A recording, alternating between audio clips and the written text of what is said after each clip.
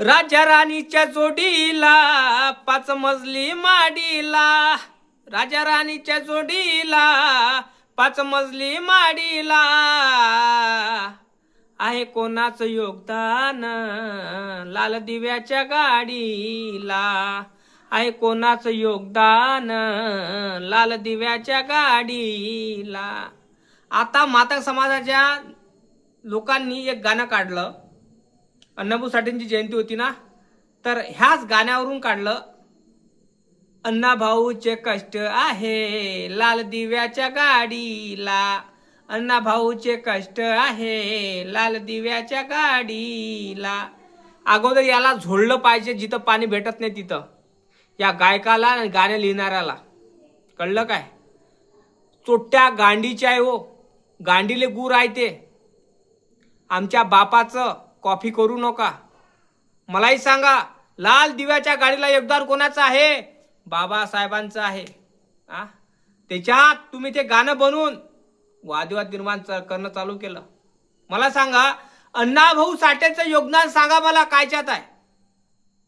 मला सांगा, समाजामध्ये काही दिसलं का तुम्हाला? आंदोलन दिसलं काय? का गांडीचा फळा गळ्यातला मळक काढण्याला आंदोलन दिसलं काय? नाही. पण लिहिणारा मूर्ख आहे तो लिहिणारा आहे ना, तो गाणं लिहिणारा, त्याने जाती व्यवस्थेमध्ये तेढ कसं निर्माण झालं पाहिजे, झगडे कसे झाले पाहिजे, हे चालू केलेलं आहे. कळलं काय? अण्णाभाऊचे कष्ट आहे लाल दिव्याच्या गाडीला. कोणते कष्ट केले ना भाऊंनी लाल दिव्याच्या गाडीसाठी ते सांगा मला. लाल दिव्याच्या गाडीत कोण बसलेला आहे ते सांगा मला. कोणामुळे बसले तुम्ही लाल दिव्याच्या गाडीमध्ये? मी तर अण्णाभाऊ साठेंना मानतो, बाजूला ठेवतो त्यांना, पण गीत लिहिणारा किती हरामखोर असेल तो. बाबासाहेबांच्या मुळे तुम्ही गाडीत बसले, घोडीत बसले, बंगल्यात राहून राहिले. कळलं काय? ज्याने केले त्याला बेमाना झाले, बेमान आहे नो. आणि गाणे असे बनून राहिले. विचार करते माणूस, या गाणं ऐकायच्या वेळी विचार करते, आणि त्या गायकाला गु चारला पाहिजे, गु. अशा पद्धतीनं त्यानं शब्द रचले.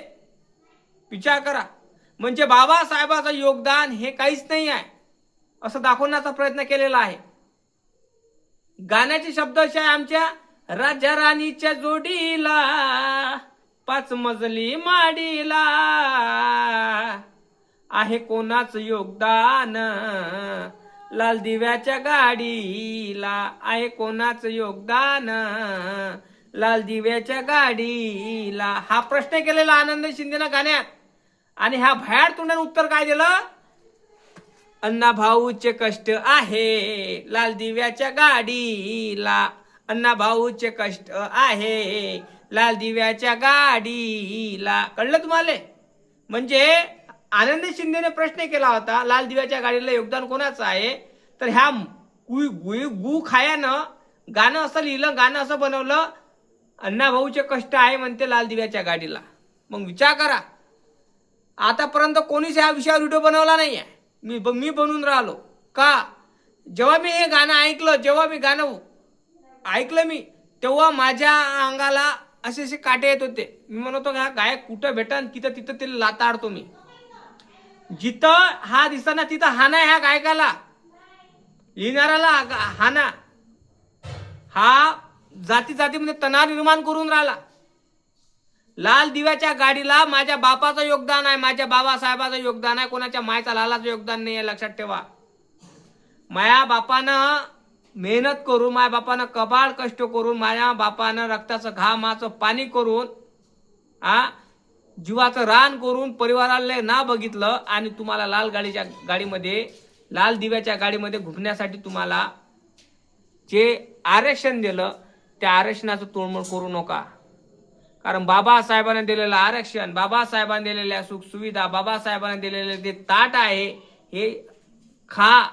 दिलं भीमानं, खा ना गुमानं, माज कशाला येऊ देता, हे माझं मत आहे. माझा हा व्हिडिओ ह्या हरामखोर अशा गायकायला आहे.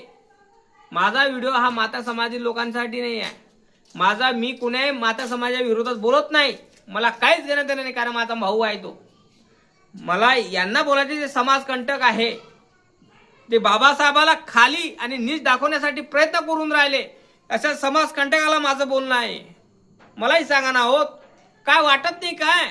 अण्णा भाऊचं कष्ट आहे म्हणते लाल दिव्याच्या गाडीला. काय म्हणाल तुम्ही या गोष्टीचं? आ अण्णा भाऊचे खरंच कष्ट आहे का लाल दिव्याच्या गाडीला, ते सांगा मला. अरे ज्याने कष्ट भोगले, त्याने वेदना भोगल्या, ते बेमान झाले. बेमान नाही हो. अरे तुम्ही ज्या लाल गाडीत घुमून राहिले ते बाबासाहेबांचं योगदान आहे. बाबासाहेबांच्या मुळे तुम्ही घुमून राहिले, बाबासाहेबांच्या बोर बोलून राहिले. पण गाणं काढण्यावाला लाज वाटायला पाहिजे का आपण गाणं कोसं काढावं? तुम्ही बाबासाहेबाला नीच दाखवण्याचा कितीही प्रयत्न करत असाल हरामखोरांनो, कितीही करत असाल, त्या गायकाला आणि त्यांच्या सहमत असलेल्या जे हरामखोर लोक आहे, मनुवादी गुखाई लोक, त्यांना माझं एकच म्हणणं आहे की तुम्ही कितीही बाबासाहेबाला नीच दाखवण्याचा प्रयत्न करत असाल, बाप तुमचा बाबासाहेब आंबेडकर आहे, लक्षात ठेवा. इतिहास गवाह आहे. तुमच्या गांडीचा फळा गळ्यातलं मळकं काढणारा आमचा बापच होता. तुम्हाला सुख सुविधा देणारा आमचा बापच होता. लाल गाडीमध्ये ते फिरून राहिले ना तुम्ही, लाल दिव्याच्या गाडीमध्ये मा बापाच्यामुळे फिरून राहिले. कळलं काय?